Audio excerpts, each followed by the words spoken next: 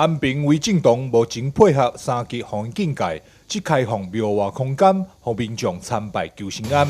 同时，为了加强民众的防疫观念，庙方阁特别设计了古水的喙罨，让民众结缘。另外，防疫的基本需求就是挂喙罨。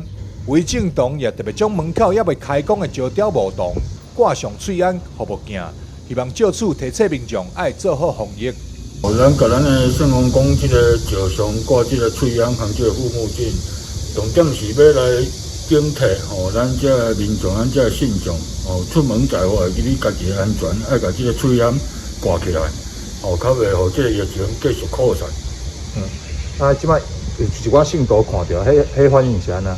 大家信徒看到，讲感觉真好奇，为什么会把这个圣王宫这个石雕挂这个喙罨？毋是咱圣王宫惊疫情。是为着要提醒大家，安平违禁洞除了配合防疫，同时阁宣导防疫，用心设计喙罨，互民众结缘所处，希望伫生命的庇佑之下，人人拢会当平安，疫情会当早日退散。